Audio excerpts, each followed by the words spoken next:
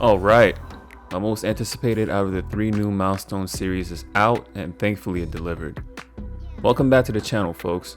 It's your man Sleven back at it with another Milestone Season 1 first impression and review. This time around, we got hardware stepping up to the plate. The last after Static and Icon and Rocket Season 1. If you missed my first impressions for the first issues of those two, they'll be linked down below in the description and both in the videos, links to the channel to check out my other content. This channel consists of character retrospectives, countdown facts, gaming and comic reviews, both manga and western comics, and commentary in the nerd space. But without further ado, let's get into a review.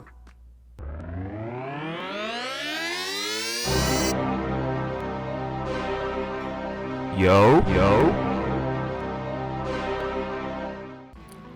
As previously stated, personally, Hardware was my most anticipated out of the 3 new Milestone comic series.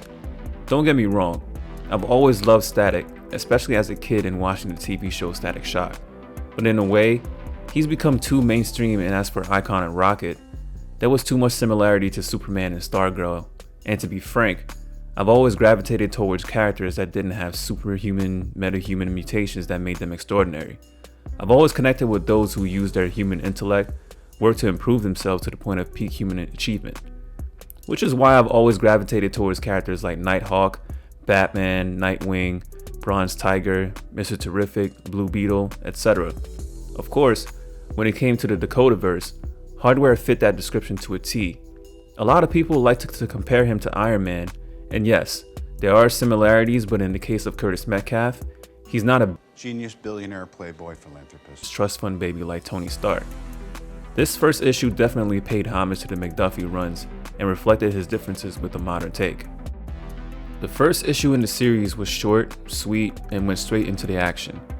Luckily with this series, I didn't have many cons, and most I have to highlight are the pros, so I'll start with those first. As I said, this was short and sweet.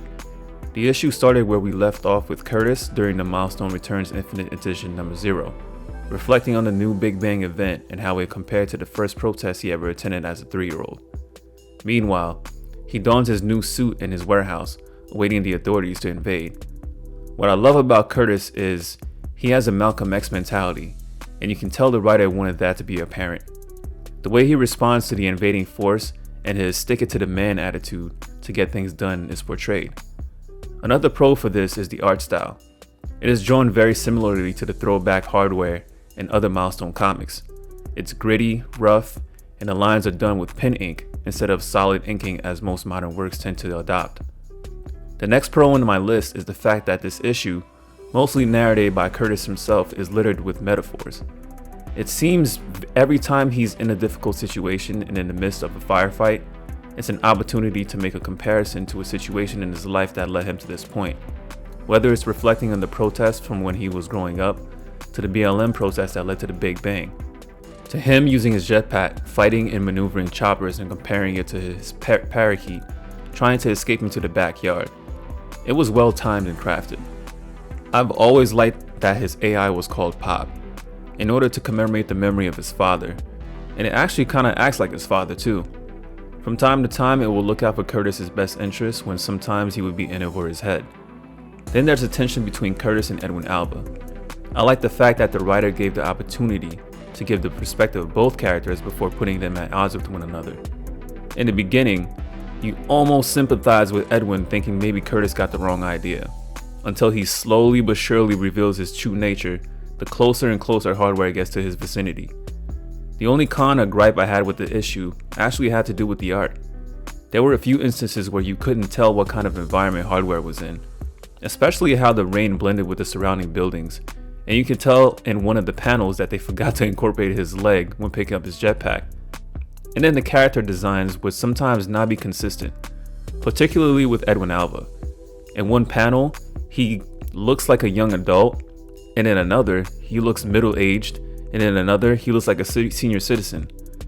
It was wild confusing before I reread the issue 3 times and realized that these are the same person and this is the same time period. All in all, I enjoyed the first issue, and the way events transpired actually got me anticipating the next issue to come. To see where Hardware goes from here now that he is considered a fugitive of the state. But how do you guys feel about the modern take of hardware? Is this an issue you enjoyed or disliked? Comment below how you felt and when you have the opportunity to read it for yourself. Make sure to check out my first impressions of Static and Icon and Rocket's #1s. They will be linked in the description and in this video. Don't forget to leave a like for your boy. Check out the first comment pinned down below and subscribe to the channel for more coming down the pipeline. You know the vibes. It's Kaizoku Sleven. Appreciate you.